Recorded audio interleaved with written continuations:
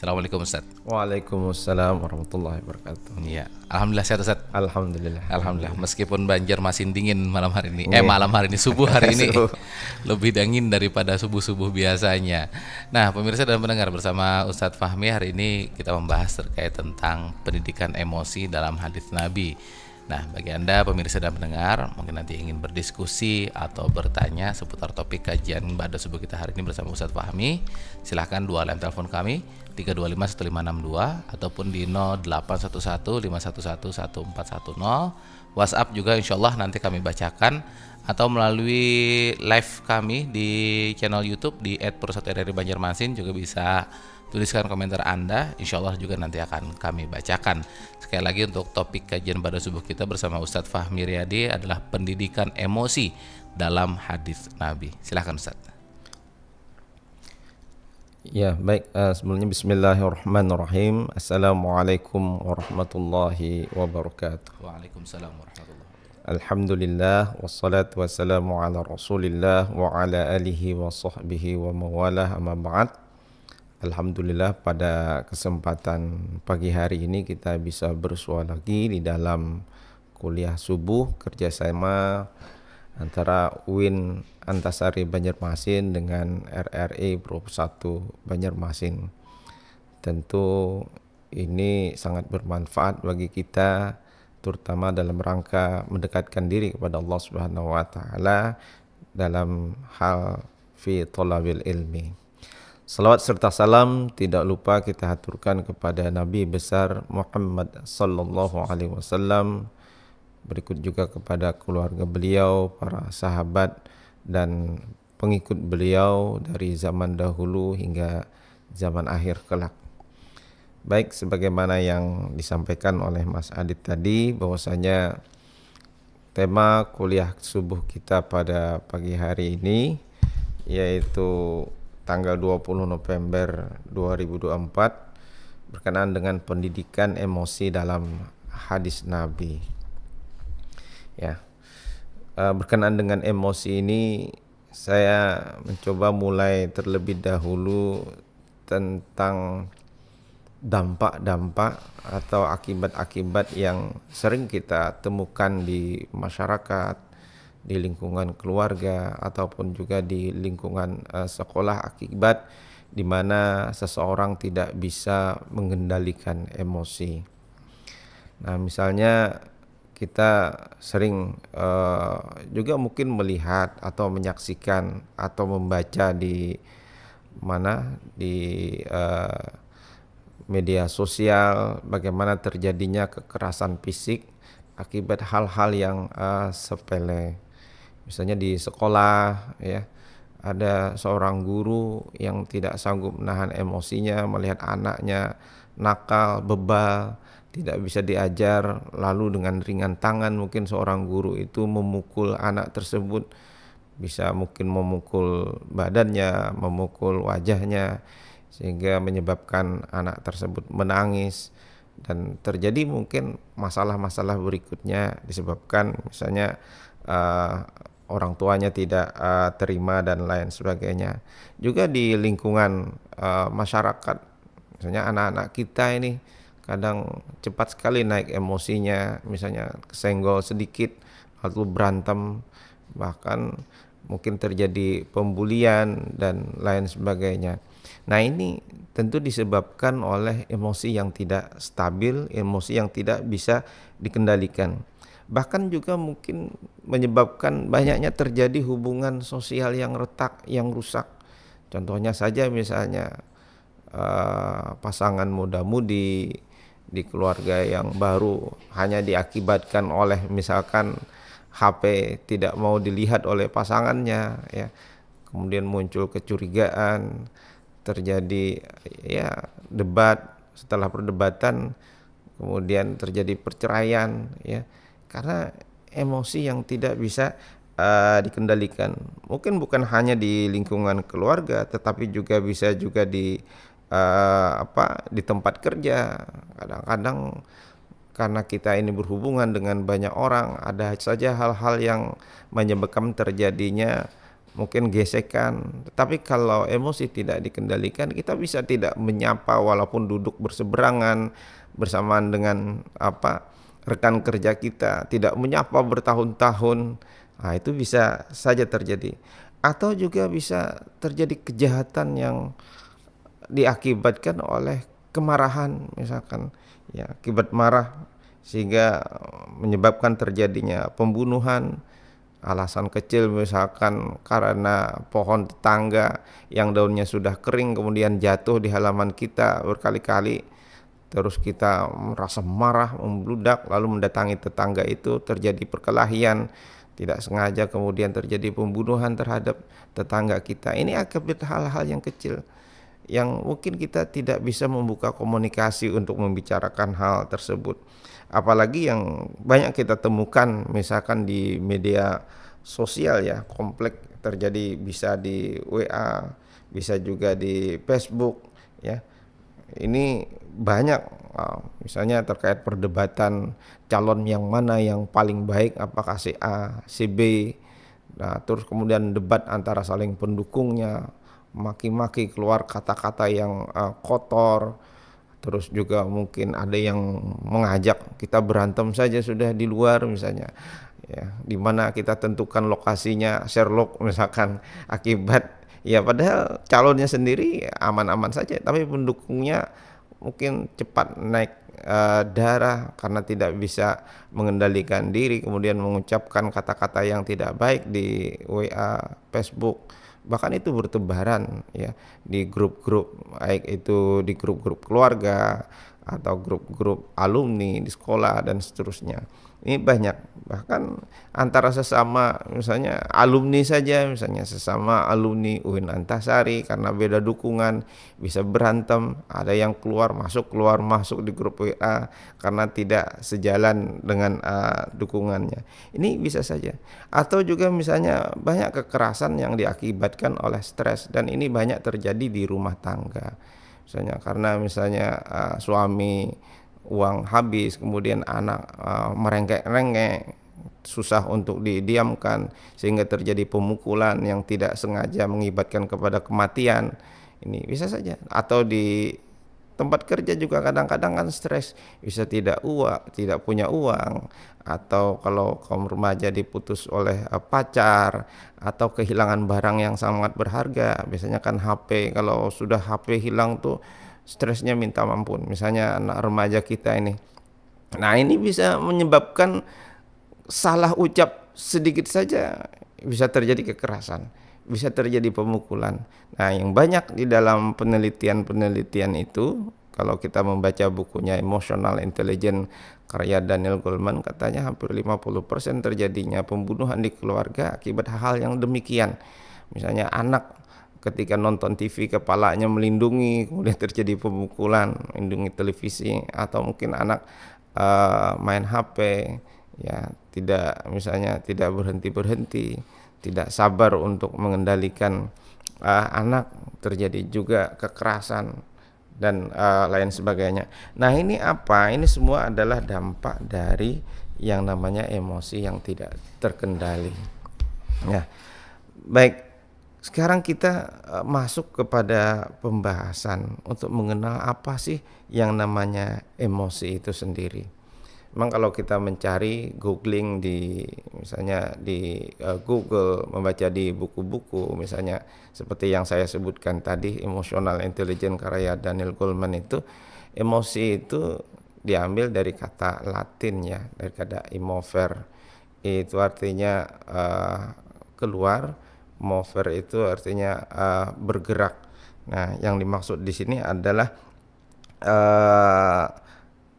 semacam pergerakan atau respon internal kita yang kemudian menghasilkan ekspresi keluar. Jadi ini berkenaan dengan bagaimana kita merespon sesuatu. Atau kalau kita membaca juga di KBB itu juga dijelaskan apa yang dimaksud dengan emosi. Di sana dikatakan emosi itu adalah luapan perasaan yang berkembang dan surut dalam waktu singkat. Jadi ini berkenaan dengan perasaan. Kadang perasaan itu naik, ada perasaan itu turun. Rasa itu apa? Bisa rasa marah, rasa benci, rasa senang, rasa sedih, rasa jijik, dan seterusnya. Kadang ada cepat naik, tepat turun. Nah, ini yang namanya emosi, atau juga bisa dikatakan di sini adalah keadaan dan reaksi psikologis dan fisiologis. Jadi psikologi kita itu bereaksi terhadap sesuatu diakibatkan mungkin oleh peristiwa apa yang kita pikirkan, dan juga disertai dengan perubahan-perubahan pada fisiologis kita. Nah, ada penjelasan yang lebih jauh lagi berkenaan dengan emosi ini adalah di sini disebutkan yang namanya emosi itu adalah reaksi kompleks. Jadi emosi itu tidak hanya melibatkan perasaan. Jadi dia semacam reaksi tetapi melibatkan banyak hal. Apa yang dilibatkan di sana yaitu pengalaman subjektif yang tadi disebutkan, perasaan sedih, senang, dan seterusnya. Tetapi dia juga melibatkan yang namanya persepsi, penilaian, ya, penilaian. Yang lanjutnya apa lagi? Itu ada misalnya aspek fisiologis kita, ya, fisik kita, apa bagian fisik kita. Dan yang terakhir adalah ekspresi perilaku. Jadi yang pertama itu reaksi konflik yang melibatkan perasaan kita. Perasaan itu tadi sudah saya sebutkan, misalkan rasa benci, marah, mungkin karena kita menilai orang ini tidak baik, menilai seseorang itu tidak bagus, lalu muncul perasaan tidak senang kepada orang lain.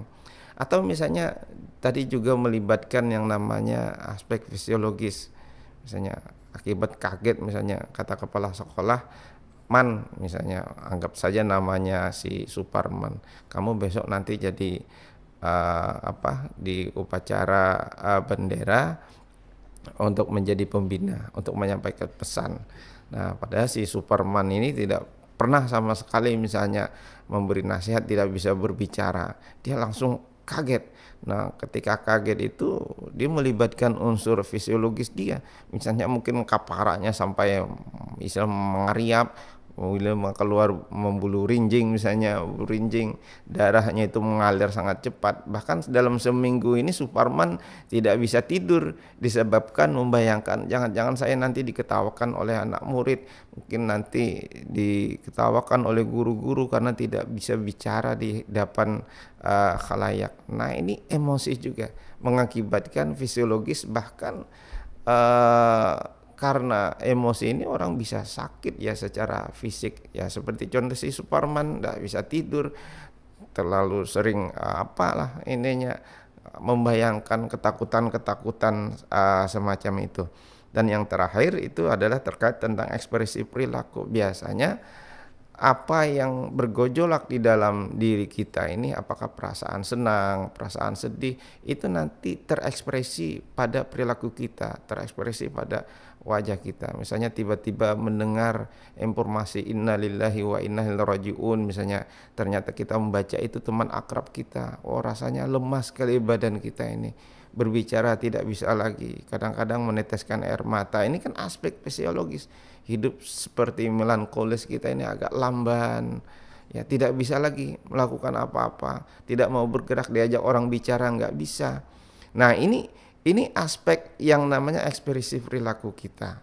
Nah, makanya tadi disebutkan yang namanya emosi itu reaksi kompleks yang melibatkan beberapa hal. Itu aspek penilaian persepsi kita, terus pengalaman subjektif kita berkenaan dengan perasaan, juga dia melibatkan unsur fisiologis kita, tubuh kita. Kadang-kadang kalau orang bahagia itu katanya, saya tidak terlalu paham juga aspek zat kimia yang ada di dalam diri kita, misalnya hormon-hormon endorfin yang ada itu, dia menyebar, tubuh ini terasa ringan, terasa nyaman, bahkan sikap kita dengan orang lain juga senyum. Nah, itu karena kita senang, entah senang dapat banyak duit kah, senang karena misalnya lamaran kita diterima kah, dan seterusnya. Dan juga mengakibatkan yang namanya ekspresi perilaku. Nah, tadi kita sudah menyebutkan secara tidak langsung berkenaan dengan emosi. Nah, bagaimana emosi itu muncul? Ya, emosi itu muncul sebagaimana yang sudah dijelaskan, itu dia sebagai respon terhadap situasi, peristiwa atau pikiran tertentu. Nah, situasinya misalnya ketika udah semangat-semangatnya mahasiswa mau kuliah, tiba-tiba hujan, jadi loyo, kemudian udah jadi malas. Terus juga melihat peristiwa, ya kadang-kadang ada orang yang tidak bisa mendengar teng teng teng teng teng ada api, udah lemas badannya, tidak bisa bergerak lagi karena saking ketakutannya, mungkin karena akibat trauma dan lain sebagainya, atau juga pikiran-pikiran tertentu. Kadang kita kan dalam hidup kita banyak sekali pengalaman-pengalaman, ada pengalaman yang tidak enak di masa lalu, kemudian kepikiran lagi tentang hal semacam itu. Nah, ini membuat kita sedih, ya, membuat kita lemas, ya, atau juga memikirkan atau terkenang juga pikiran masa lalu yang membahagiakan. Nah, itu namanya nostalgia, romantis dan seterusnya. Ini juga bisa dianggap sebagai respon. Jadi respon terhadap situasi atau peristiwa atau juga pikiran tertentu. Nah, banyak sebenarnya yang mengakibatkan apa yang mempengaruhi emosi kita. Bisa disebabkan unsur genetika, kita mewarisi turunan dari bapak kita, pengasuhan di lingkungan kita, atau pengalaman sosial ataupun budaya yang melingkupi kita, dan juga karena perkembangan akal seseorang. Nah, baru kita kemudian masuk kepada bagaimana sih sebenarnya emosi di dalam perspektif hadis. Nah, tentu kita mengarahkan ke sini bagaimana nanti agar tidak terjadi peristiwa-peristiwa yang seperti kita sebutkan. Ya, kadang-kadang anak-anak kita ini cepat sekali mengalami tantrum, sedikit-sedikit marah. Maka perlu yang namanya pendidikan. Jangan sampai tadi kekerasan fisik akibatkan hal-hal yang sepele, akibat stres, terus terjadi juga kejahatan akibat hal-hal yang mungkin amat remeh itu. Nah, ini makanya penting kita melakukan pendidikan emosi. Ya, misalnya jangan sampai terjadi hal yang semacam itu tadi. Karena orang yang emosian itu fisiknya juga bisa sakit-sakitan, ya. Nah, pendidikan emosi, orang yang bisa mengendalikan emosi ini, itu nanti dia bisa mengurangi risiko penyakit pada dirinya. Terus juga bisa menciptakan hubungan yang harmonis dengan pasangan, dengan keluarga, dengan tetangga, dengan masyarakat. Dan yang tentunya orang yang bisa mengendalikan emosi itu bisa mendapatkan kesehatan mental yang bagus. Oke, nah bagaimana sih sebenarnya pendidikan emosi di dalam hadis Nabi? Nah, tentu kita kemudian menyebutkan hadis-hadis yang berkenaan dengan emosi ini.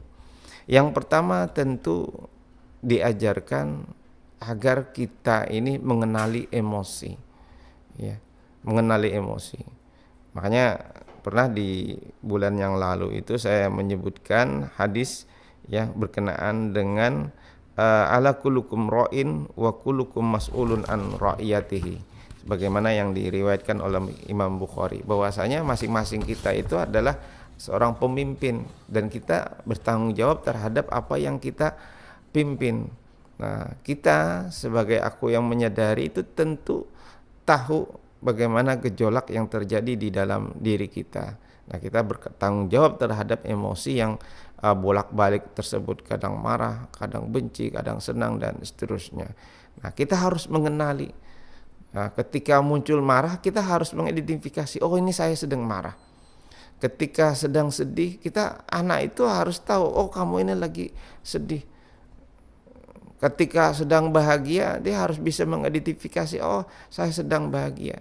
Maka pengenalan-pengenalan ini penting, ya, agar dia tahu. Jangan sampai ya anak itu tidak mengerti apa yang terjadi di dalam dirinya, sehingga ekspresi perilakunya itu bisa mungkin membahayakan dirinya atau juga membahayakan orang lain.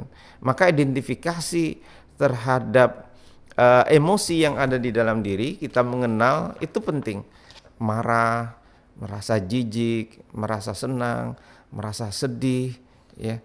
Terus juga kaget dan lain sebagainya, itu harus dikenali. Itu adalah bagian dari emosi. Makanya harus peserta didik itu diajarkan untuk mengenali bagian-bagian yang ada di dalam dirinya, terutama berkenaan dengan emosi.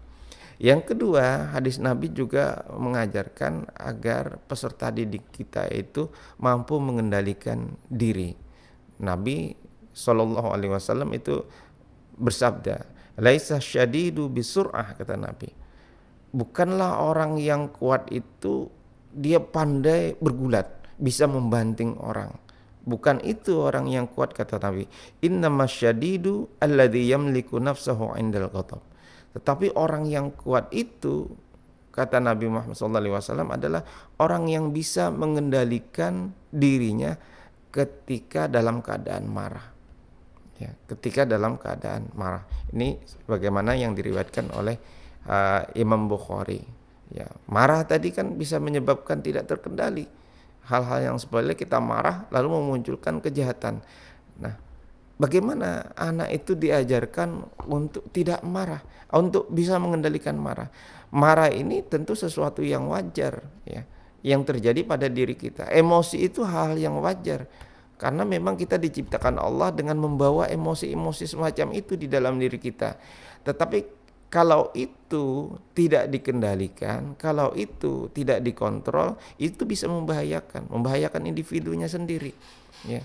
Oleh karena itu Nabi mengajarkan orang yang hebat itu adalah yang bisa mengendalikan marahnya. Kalau marah itu bagian dari emosi, mungkin perlu juga bisa dikendalikan emosi-emosi yang lain. Rasa senang itu bisa juga dikendalikan, bisa juga bisa mendatangkan tidak bagus juga. Orang yang terlalu senang kemudian dia boros mentraktir teman-temannya, duit orang tuanya diambil. Nah, ini juga bisa membahayakan. Merasa senang kemudian melampiaskan dengan coret-coret. Ya, anak-anak kita kadang-kadang setelah tamat dinyatakan lulus, misalnya apakah MA atau SMK, meluapkan kegembiraannya dengan hal yang kadang-kadang tidak diinginkan oleh orang tua, coret-coret baju, ngebut-ngebutan, bahkan mungkin ada yang mudah-mudahan jangan seperti pesta seks dan lain sebagainya. Nah, ini adalah ekspresi yang keliru. Oleh karena itu perlu dikendalikan. Bahkan di dalam hal pengendalian diri juga, di mana disebutkan datang seorang laki-laki yang meminta nasihat kepada Nabi. Dia berkata begini, qala lin Nabi sallallahu alaihi wasallam, "Ausini." Wahai Nabi, tolong nasihati saya. Ya. Apa kata Nabi? Qala la taghdab. Kamu jangan marah. Dan laki-laki itu kemudian faraddada miraran, dia pengen, dia kira yang kata Nabi itu jangan marah itu bukan nasihat. Lalu dia kira, dia minta lagi, ya Nabi tolong nasihati saya. Qala la taghdab, kamu jangan marah. Maksudnya apa? Kamu kalau marah itu tolong dikendalikan emosinya. Karena apa? Dia bisa mengakibatkan hal-hal yang berbahaya bagi diri Anda, bagi orang lain, bagi hubungan, dan hal-hal yang lainnya sebagaimana yang kita sebutkan tadi. Terus juga Nabi Muhammad SAW mengajarkan agar kita bersikap tenang dan sabar. Tenang misalnya, tidak mudah tergesa-gesa misalnya. Kadang-kadang kita melihat orang lain melakukan hal-hal yang sepele, kita meremehkannya. Nah, ini tidak sabaran untuk memberikan penilaian. Padahal hal yang semacam itu dianjurkan, diajarkan oleh agama. Kata Nabi, la tahqiranna minal ma'rufi syai'a. Janganlah engkau menganggap remeh perbuatan baik walaupun itu sepele. Ya, seperti mungkin menyingkirkan duri, mengambil batu yang terletak di tengah jalan kemudian kita menyingkirkannya. Atau juga hanya tersenyum dengan orang yang kita temui, itu jangan diremehkan juga, manfaatnya itu besar. Walau antal akhaka biwajhin talqin. Ya, karena apa? Kadang wajah senyum ini juga mendatangkan kebahagiaan kepada orang lain. Ya, saya singkat-singkat saja. Atau berkenaan dengan riwayat dari Aisyah, ya. Kita terjemahkan saja bahasa Indonesianya di sini begini. Pada suatu ketika ada seorang laki-laki yang meminta izin bertemu kepada Aisyah untuk menemui Nabi. Lalu kemudian Nabi mengizinkan, wahai Aisyah izinkan saja. Tapi Nabi ketika berucap kepada Aisyah, ini adalah keluarga yang amat buruk katanya. Orang ini ada termasuk dari keluarga yang tidak baik. Maksudnya mungkin karena menghalangi dakwah Nabi, ya, karena orang ini memerangi Nabi dan seterusnya, sehingga dianggap ini orang ini keluarganya di orang yang buruk. Kalau kita tahu misalnya dari Abu Jahal, Abu Lahab, nah itu bahkan disebutkan di dalam Al-Quran itu kecaman-kecaman kepada beliau. Nah, falamma dakhala, nah ketika laki-laki itu kemudian masuk, alana lahul kalam, ya. Nah, Nabi malah kemudian berlah lembut di dalam berbicara terhadapnya. Lalu Aisyah mengatakan, qultu ya Rasulullah, qulta alladzi qulta, ya, engkau mengatakan begini-begini, ya, summa alanta lahul kalam, tapi kemudian kamu kenapa berbicara lemah lembut terhadap dia? Qala ay Aisyah, inna syarrun nasi man tarakahun nas aw wada'ahun nas ittiqa'a fuhsyihi. Bahwasanya seburuk-buruknya orang, sejelek-jeleknya orang itu adalah di mana orang lain meninggalkannya karena takut akan kejahatannya. Nah, di sini terlihat bagaimana sikap Nabi bersabar dalam menghadapi orang yang sebenarnya dibenci, orang yang tidak senang karena menghalangi dakwah dan seterusnya. Nah, kalau kita kan mungkin melihat orang semacam itu di hadapan kita, mungkin kalau ibu-ibu langsung dicakar saja orang itu atau di ini. Nah, Nabi mengajarkan kepada kita untuk bersabar, atau juga berpandangan realistis.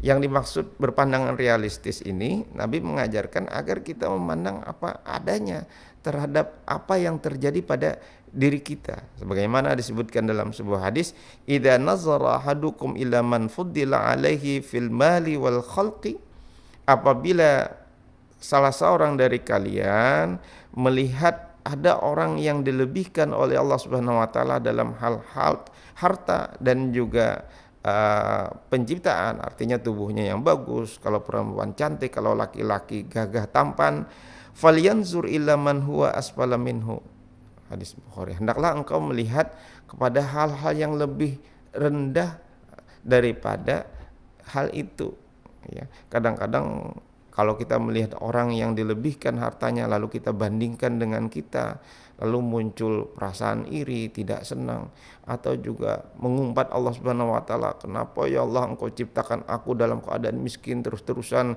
dari kakekku, dari bapakku, dari aku dan seterusnya. Kemudian mencaci Allah Subhanahu wa taala. Nah, ini tidak realistis ininya.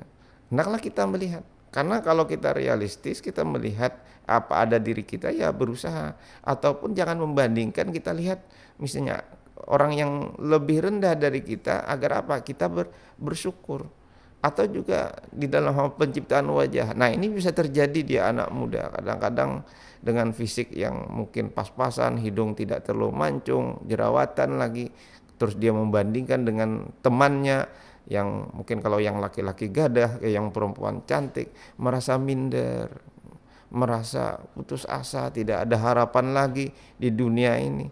Nah, ini tidak realistis, karena ini adalah ciptaan Allah Subhanahu wa taala.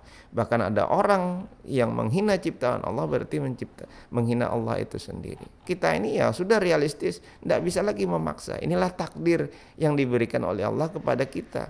Ya, hidung tidak terlalu mancung, mancung tidak juga, ya basic ya, ya semacam itu.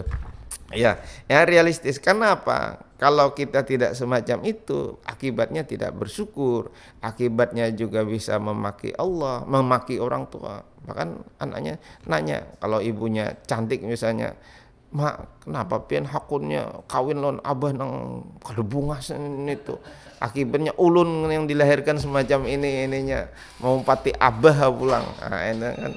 Nah, itu semacam itu. Yang berikutnya misalnya kemampuan mengendalikan emosi ketika menghadapi masalah.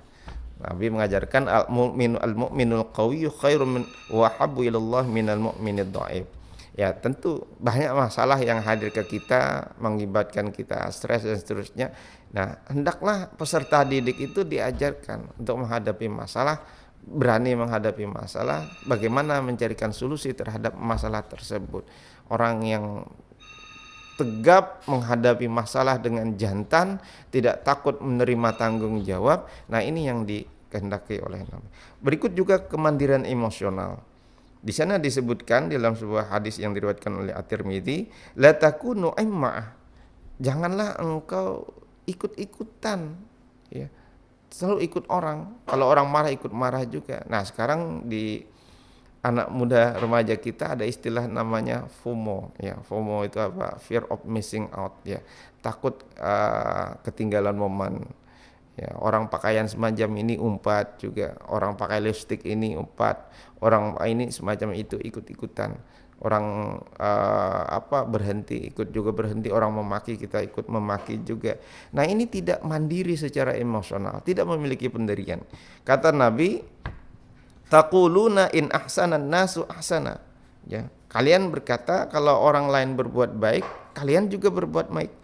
Wa in zalamu zalamna. Jika orang berbuat zolim, kita juga berbuat zolim. Nah, ini tidak memiliki pendirian, ya, atau tidak memiliki kemandirian emosi. Sangat tergantung dengan orang lain. Walakin wattinu anfusakum. Hendaklah, kata Nabi, engkau mantapkan dirimu. Ya, kalau bagaimana mantapkan diri? In ahsanan nasu antusinu. Jika orang berbuat baik, kalian juga berbuat baik. Wa in asa'u fala tazlimu. Tapi kalau orang berbuat jahat, jangan kalian berbuat zolim, karena zolim itu tidak baik, tidak bagus. Nah, ini kemandirian. Yang terakhir, Nabi juga mengajarkan dalam hadis agar kita tidak mudah terpengaruh secara emosional. Iyyakum wazanna fa inna zanna akdzabul hadis. Nah, kadang-kadang kita pikiran kita itu mempengaruhi, ya. Hendaklah engkau menghindari prasangka, karena prasangka itu adalah sebohong-bohongnya perkataan. Kita berprasangka yang tidak baik kepada orang, itu nanti perilaku kita itu kelihatan bagaimana terhadap orang. Kita mengira orang ini pencuri, kita akan terus-terusan menganggap orang itu pencuri. Kita menganggap tetangga kita ini adalah orang yang jahat.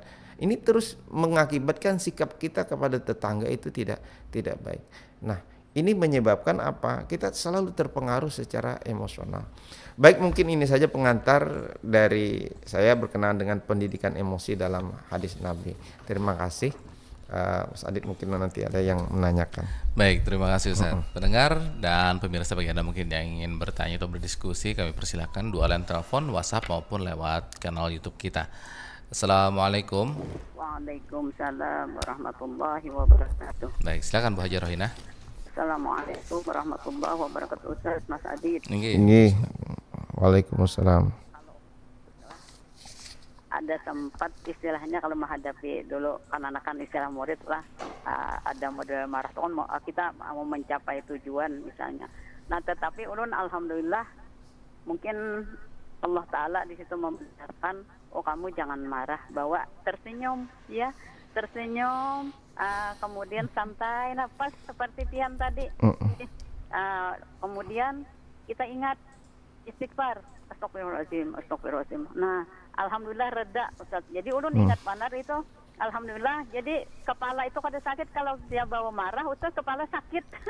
Nah, mungkin itu yang mengakibatkan tadi kan datangnya bermacam-macam penyakit. Apalagi sekarang kita ingat misalnya tekanan tinggi, misalnya kan. Nah, jadi alhamdulillah karena ulun itu tekanan rendah. Tetapi ada juga yang tekanan rendah akhirnya menjadi tinggi, ada juga ya. Jadi alhamdulillah itu tadi paradaman emosi tadi, Ustaz. Nah, itu cara ulun, Ustaz lah. Nah, mungkin ada lagi pengalaman Pian, Mas Adit misalnya kan. Nah, bagaimana caranya? Itu tadi ulun terbawa tersenyum, istighfar, kemudian mendekati anak itu ngomong dengan cara ya lembah lembut. Sampai-sampai kan anak yang lain, kawan-kawan itu ketawa, oh ibu kenapa kada marah, artinya seharusnya itu marah. Nah, itu aja Ustaz pengalaman ulun. Makasih. Mudah-mudahan ya bisa berguna bagi kita semua. Amin. Makasih. Mohon maaf ya batin. Assalamualaikum warahmatullahi wabarakatuh. Waalaikumsalam warahmatullahi wabarakatuh. Dan satu WhatsApp Ustaz dari Pak Said Rahman di Amuntai. Mohon pencerahan Ustaz, Assalamualaikum warahmatullahi wabarakatuh, tentang emosi yang diajarkan oleh hadis Nabi. Nah, di mana dalam satu dakwah ada seorang ustadz, tidak disebutkan namanya, Lalu dalam dakwah itu si Ustadz ini melakukan ujaran-ujaran kata-kata yang tidak pantas diucapkan, seperti nada-nada yang menentang penguasa atau mengatai ucapan hujatan doa yang tidak baik atau tidak sesuai dan lain-lain. Lalu diakhiri dengan kata takbir diiringi oleh jamaah serentak itu berulang-ulang. Nah, bagaimana Ustadz? Apakah kalimat-kalimat yang menyesatkan seperti ini menyesatkan umat atau bentuk emosi yang bertentangan dengan akidah kita? Apakah perlu Ustadz atau oknum pendakwah yang seperti tadi itu disadarkan oleh MUI agar jangan mengucapkan takbir tersebut harus disesuaikan dengan keadaan. Nah, kita kuatkan persatuan umat Islam agar jangan terpecah belah. Terima kasih Ustadz. Baik, mungkin dua dulu Ustadz, satu telepon satu WhatsApp. Ya, baik. Ini ada dua pertanyaan dari Hajah Rohinah dengan Pak Said Rahman melalui WhatsApp. Beliau tadi juga sebenarnya menjelaskan secara tidak langsung juga bagaimana cara untuk meredam atau mengendalikan emosi. Nah, emosi itu bisa terjadi pada kita ataupun juga bisa terjadi pada anak didik kita. Nah, misalnya kalau terjadi pada kita tadi ada berbagai macam cara, misalnya bisa tadi disebutkan oleh Ibu Rohinah, misalnya beristighfar atau juga kita bersikap diam, ya.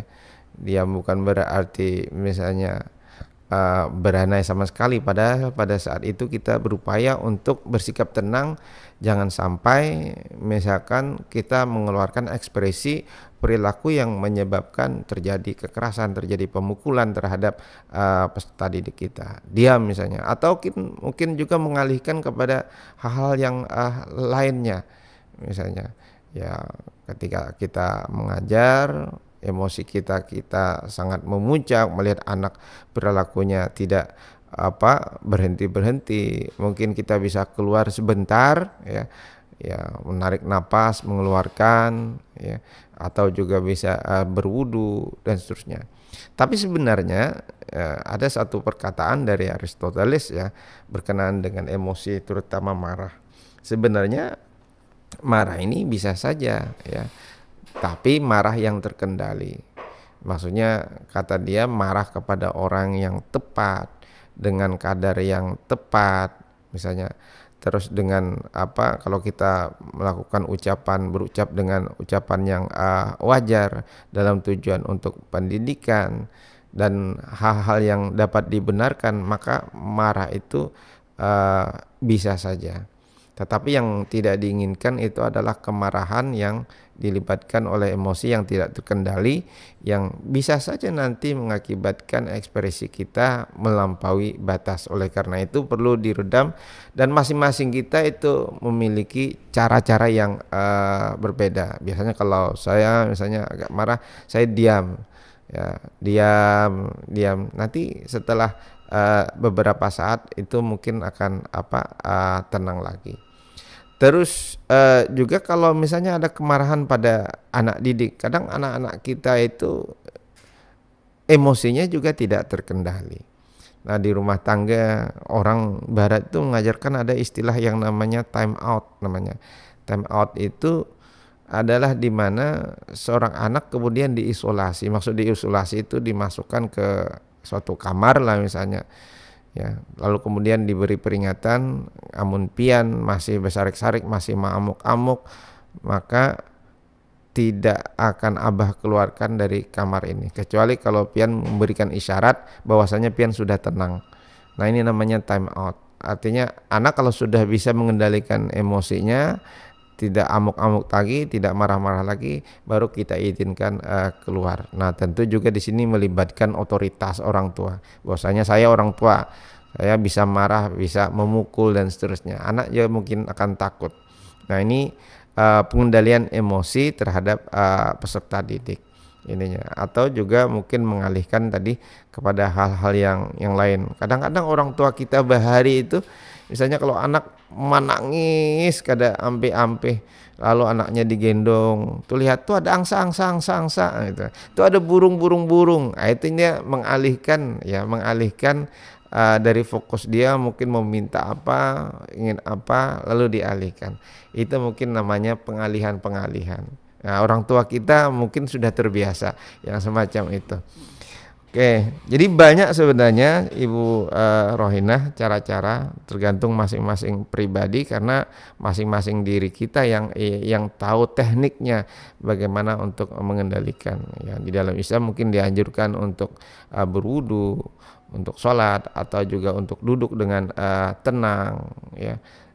Kemudian bisa berpikir tentang akibat yang akan terjadi kalau kita melampiaskan. Makanya di dalam pepatah itu sering disebutkan al-ghadabu jununun. Kemarahan itu sama dengan orang gila. Ya, karena apa? Pada saat itu kesadaran dia itu sudah tertutupi. Orang sudah matanya kalap, matanya merah. Nah, itu bisa terjadi macam-macam. Bisa HP dibanting, ya. Terus juga televisi ditendang, kulkas dihambur-hamburkan, karena dia seperti orang gila. Di masyarakat bisa terjadi perkelahian, bisa terjadi pembunuhan, persekusi dan seterusnya. Nah, setelah itu apa? Wa akhiruhu nadamun. Akibat dari marah yang tidak terkendali itu pasti penyesalan. Nah, berapa banyak orang yang menyesal setelah masuk penjara karena membunuh tetangganya, karena membunuh temannya, karena marah tidak dipinjam duit oleh orang tua kemudian dia membunuh orang tuanya, ya. Ini kan penyesalan. Wa akhiruhu nadamun. Pasti dampak dari kemarahan yang tidak terkendali itu adalah penyesalan. HP yang disayang-sayang ketika marah dibanting, setelah reda marahnya nggak punya HP lagi, menyesal ininya. Terus kepada teman kerja tidak tahu apa-apa, dia kemudian dimarah, dimaki. Setelah teman tidak mendekati dia lagi, menyesal. Al-ghadabu jununun wa akhiruhu nadamun. Marah itu membuat kita jadi gila. Ya. Akibatnya itu nanti adalah penyesalan. Makanya hal yang semacam ini perlu dikenali, perlu diidentifikasi dan perlu dikendalikan. Bagaimana caranya?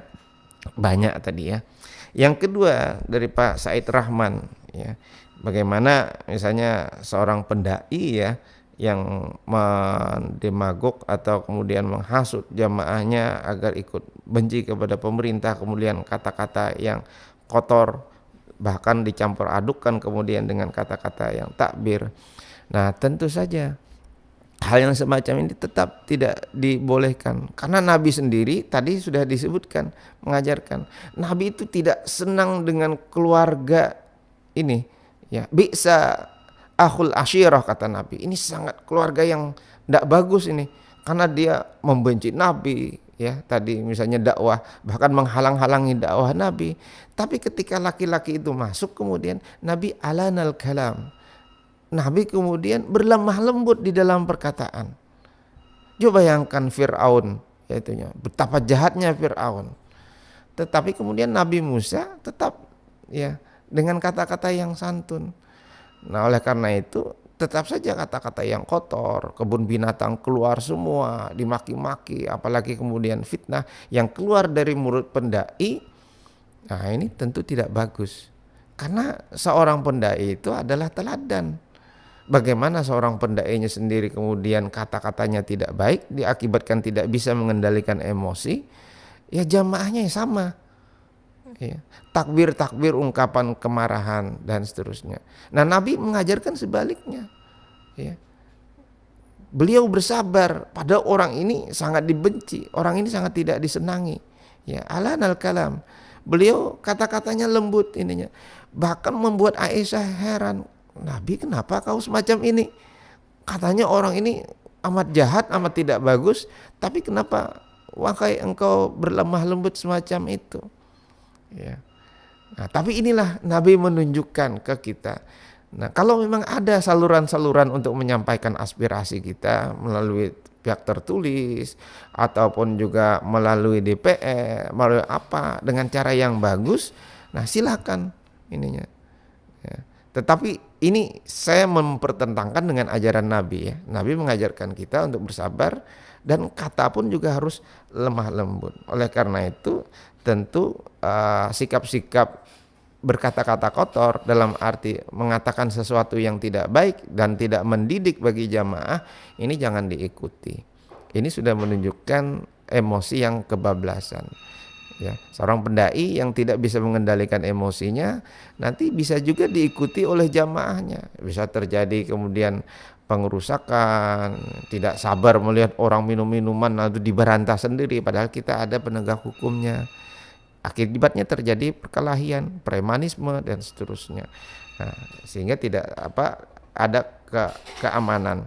Tapi ini perspektif hadis ya yang saya sebutkan sebagaimana yang diriwayatkan oleh Imam Bukhari yang tadi kata Nabi bisa akhul akhsyirah.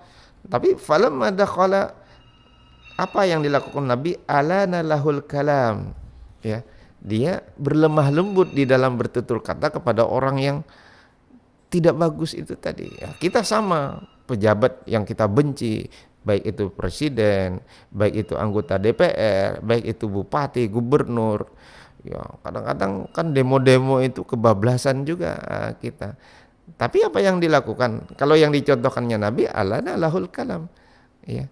Kalau ingin mengikuti Nabi ya ikuti yang semacam itu. Cara cari-cari yang mungkin demokratis, cara cari-cari yang mungkin lebih efektif. Ya. Ya. Tapi mungkin itu ya pelampiasan lah yang mungkin kalau di jalan mahasiswa semacam itu kita tahulah yang karena mungkin saking marahnya, saking bencinya. Tapi kadang-kadang kemarahan kita diakibatkan oleh informasi-informasi yang jangan informasi itu bisa keliru. Ya, informasi itu juga bisa salah ininya. Nah, oleh karena itu yang diajarkan ya semacam itu. Baik. Iya, baik. Ini ada satu lagi Ustaz dari WhatsApp dari WhatsApp dari YouTube maksud kami. Okay. Dari Pak Iwan. Assalamualaikum Ustaz. Mohon pencerahan dari paparan pian. Lalu apakah kita sama sekali tidak boleh meluapkan emosi jika marah Ustaz? Malahan kalau kita menahan itu berakibat stres pada diri sendiri dan bisa membuat penyakit. Nah, bagaimana solusinya Ustadz? Karena kami sadar kami ini hanya manusia biasa Ustadz. Nah, ini senada Ustadz pertanyaannya juga dari Mama Azmi ya. Bagaimana menghadapi orang yang membuat kita emosi dan bagaimana cara kita agar tidak mudah emosi. Terima kasih jawabannya Ustadz. Nah, ini mirip dan satu telepon Ustadz belum terima dulu. Assalamualaikum. Baik, terputus. Boleh dicoba kembali pendengar. Assalamualaikum. Waalaikumsalam, Sabit. Ya, suaranya kecil sekali, Pak. Ini HP-nya, Sabit. Oh ya, nggih, dengan siapa di mana, Pak? Masri. Pak Masri, nggih, silakan Pak Masri. Assalamualaikum, Ustaz. Waalaikumsalam warahmatullahi wabarakatuh, Pak Masri. Minta pencerahan aja, Ustaz. Kenapa dikatakan ulama orang pemarah itu bersahabat dengan setan, Ustaz? Nah, kenapa dikatakan begitu, Ustaz? Terus satu lagi, Ustaz. Ulunnya, Pak Ustaz, kalau pemarah tidak, Ustaz, cuma gampang tersinggung, Ustaz. Tersinggung ya. Nah, itu apa kaitan dengan pemarah? Itu aja, Ustaz. Makasih, Mas Adit. Nggih. Assalamualaikum warahmatullahi wabarakatuh. Waalaikumsalam warahmatullahi wabarakatuh. Terima kasih. Mungkin masih ada sekitar 8 menit lagi Ustaz pertanyaan kita. Waktu kita mungkin dua ini bisa menjawab dua pertanyaan Ustaz. Silakan Ustaz. Ya, baik. Ada pertanyaan dari Pak Iwan, berikut juga Mama Azmi. Pertanyaannya senada berkenaan dengan emosi ya, atau pengendalian emosi. Apakah kita tidak boleh meluapkan emosi? Sudah dikatakan emosi itu adalah fitrah kita. Dan itu semacam reaksi konflik yang tiba-tiba setiap saat ada, dan itu kita fitrah diberikan oleh Allah kepada diri kita emosi. Kalau kita tidak memiliki emosi, ya perasaan itu, ya kita mati rasa namanya. Ya. Nah, inilah yang menyebabkan kita. Tapi bukan berarti tadi sudah saya jelaskan emosi itu satu-satunya dalam arti marah. Mungkin emosi itu identik dengan marah dikarenakan yang paling menonjol kata-kata emosi itu dikaitkan dengan marah. Padahal emosi itu banyak. Ya, emosi yang bersifat dasar, yang universal itu apa? Ya marah, senang, bahagia, benci, kaget, misalnya terharu dan seterusnya, itu emosi. Ada juga emosi-emosi yang bersifat konflik itunya. Konflik itu yang mungkin sulit, misalnya perasaan apa ya? Kalau seperti yang konflik itu semacam kombinasi dari perasaan, misalnya cemburu itu kan. Cemburu itu ya kita cinta dengan orang ya, tapi kemudian marah juga. Itu kan. Jadi kompleks di dalam diri kita itu ada kita sayang dengan orang itu, ya mungkin yang ini bahasa anak muda itu, dia sayang dengan anak itu, yang dengan perempuan itu, tapi dia tidak senang ada dia dekat dengan laki-laki lain misalkan. Nah itu konflik, itu perasaan. Nah itu fitrah, itu ada di dalam setiap diri kita ininya. Bahkan kita juga dianjurkan untuk cemburu misalkan kalau melihat orang, kenapa orang ini baik sekali, ada orang minta-minta dikasih, dengan orang senyum, ke masjid menyumbang, itu kan harusnya kita cemburu dengan kebaikan dia. Perasaan kita, apa kita tidak malu kalau punya uang tapi kita tidak berbagi dengan orang lain? Nah ini emosi, perasaan ya, emosi. Jadi tadi emosi itu bukan hanya berkenaan dengan marah saja. Jadi banyak lagi hal, misalnya perasaan tadi senang, terus takut, jijik, bahagia, itu adalah emosi. Nah pertanyaannya, apa kita tidak boleh meluapkan emosi? Boleh meluapkan emosi, tapi yang dipermasalahkan itu tadi emosi yang tidak terkendali. Kalau kita marah yang mengakibatkan kemudian terjadi perkelahian dengan orang lain, terjadi pemukulan, bisa saja mengakibatkan terjadinya kematian. Nah oleh karena itu hal yang semacam itu dikendalikan. Kalau kita terlalu senang, itu tidak boleh juga diluapkan sebarbar sedemikian itunya. Misalnya apa, kita beli apa, menghabiskan duit orang tua kita traktir teman-teman kita, lalu kita minum minuman, pesta seks dan seterusnya. Ini tidak boleh juga meluapkan kebahagiaan semacam itu ininya. Nah makanya perlu dikendalikan, karena sesuatu yang berlebih itu bisa tidak bagus ininya. Makanya bukan tidak boleh, karena itu sudah fitrahnya ada di dalam diri kita. Kita berespon terhadap sesuatu itu juga melibatkan perasaan. Kita melihat orang lain saja, kita setiap saat melibatkan perasaan. Saya tadi ke depan misalnya melihat tadi mungkin berapa kali saya melihat di depan itu ada orang bersih-bersih, itu perasaan, aduh kasihannya, itu perasaan kasihan. Apa kita lihat itu melibatkan perasaan, ya misalnya yang lain-lain juga. Jadi boleh ya sebenarnya meluapkan emosi, tapi perlu ada pengendalian, jangan sampai berlebihan yang mengakibatkan permasalahan terhadap kita. Makanya marah itu boleh sebenarnya. Pada peserta didik itu perlu dimarah kalau dia memang pada saat itu perlu dimarah.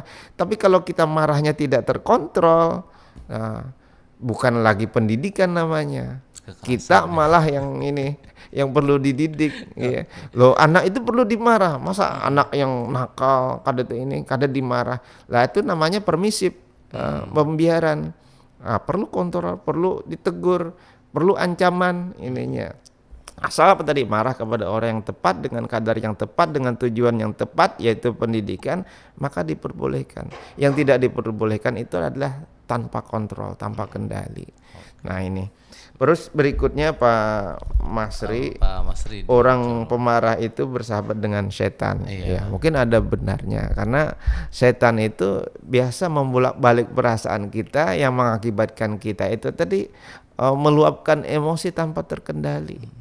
Merasa bahagia, senang, ayo setan, ayo cari hiburan-hiburan yang misalnya marah, ayo itu setan, itu ada orang yang ayo pukul dia itu kan. Setan terus dia membisikkan hal-hal yang menyebabkan kita itu kalap, ini menyebabkan kita itu tidak sadar lagi apa yang kita lakukan. Makanya kata orang ada benarnya, orang yang tidak bisa mengendalikan emosinya, banyak marahnya, ya kawannya ya bisa setan, karena perilakunya sesuai dengan ajaran setan. Iya, mengakibatkan bisa kerugian pada diri orang atau pada diri sendiri. Terus juga gampang tersinggung. Dan juga Ustaz, dari pertanyaan Mama Alfi yang sama juga nih, menghadapi orang yang membuat kita emosi. Akhirnya kan kalau nyambung ke Pak Masri, iya. Jadi mudah tersinggung nih. Iya. Makanya yang paling pertama itulah bukan bagaimana kita mengendalikan orang. Orang lain itu tidak bisa kita kendalikan karena dia memiliki dirinya sendiri. Oleh karena itu yang paling dibetulkan itu adalah diri kita. Ya. Orang tidak bisa dikendalikan menyebabkan kita emosi, artinya kita gagal mendidik diri kita. Ininya. Yang paling pertama itu adalah bagaimana kita mendidik diri kita. Ya, masalah penyinggungan itu artinya bermasalah pada diri kita. Bagaimana untuk mengendalikannya? Ya harus sadar diri, introspeksi diri. Kata Nabi itu tadi, kullukum ra'in wa kullukum mas'ulun an ra'iyati. Kamu penyinggungan, kamu pemarahan, kamu menanggung itu semua nanti di akhirat yang diakibatkan oleh penyinggunganmu itu. Karena apa? Kamu melahirkan kebencian dengan orang lain. Mungkin nanti dengan rekan kerja tidak menyapa, ya mungkin semacam itu. Ya oleh karena itu mungkin perlu juga ya sebenarnya hal-hal yang masuk ke dalam kita renungkan pada bagian dari kita ini tadi, karena di dalam diri kita itu adalah aku yang sadar segala kompleksitas yang ada di dalam diri kita. Kita tahu kita sedang berpikir apa, kita tahu kita tersinggung karena apa, kita tahu kita merasakan apa, kita tahu. Siapa yang tahu? Anda yang menyadari atau aku yang menyadari. Nah inilah yang kemudian perlu latihan-latihan ya. Kita mengendalikan itu semua, mengendalikan perasaan, mengendalikan pikiran, ya mengarahkan kepada hal-hal yang ininya. Oleh karena itu bukan orang lain sebenarnya yang dituju ininya. Yang dituju itu yang pertama itu adalah bagaimana diri kita secara pribadi bisa menjadi orang yang terkontrol. Ini. Kalau orang lain misalnya menyebabkan kita emosi, kadang ampih-ampih di ini, artinya kita sendiri kemudian tidak terkendali, ya menyebabkan kita marah tidak terkendali, ya. Ya mungkin nanti orang yang tidak kada ampih-ampih dinasihati itu mungkin ada cara-cara yang lain lah ininya. Tapi yang paling pertama itu jangan sampai kita sendiri yang bermasalah, tidak bisa mengendalikan diri. Nah ini yang disasar oleh Nabi Muhammad SAW. Jadi banyak hadis-hadisnya tadi ya, yang ini jangan marah. Terus walaupun terhadap orang yang tidak disuka, beliau alana lahul kalam, berkata lemah lembut, bersikap realistis. Terus juga bagaimana kita memiliki kemandirian emosional, jangan ikut-ikutan yang banyak terjadi pada peserta didik. Mungkin ini saja dari saya. Terima kasih. Terima kasih Ustaz. Dan tepat 30 menit lepas dari pukul 6 juga. Pemirsa dan pendengar nih, mudah-mudahan apa yang disampaikan Ustadz Fahmi hari ini bisa kita amalkan, terutama pengendalian emosi. Kalau kita simpulkan, seapapun emosi kita, baik senang, marah, dan lain sebagainya, jangan berlebihan. Jangan berlebihan. Tapi apalagi yang marah nih agak susah tadi Ustaz lah. Apalagi karena suka lawan orang, tapi harus tetap berkata lemah lembut. Susah nih. Baik, demikian perjumpaan kita di kuliah subuh, kajian pada subuh kita kerjasama antara RRI Banjarmasin dan Winantasari Banjarmasin. Sekali lagi Ustadz Fahmi, terima kasih Ustadz. Sama-sama. Dan kita tutup dengan doa kafaratul majelis. Assalamualaikum warahmatullahi wabarakatuh. Waalaikumsalam warahmatullahi wabarakatuh.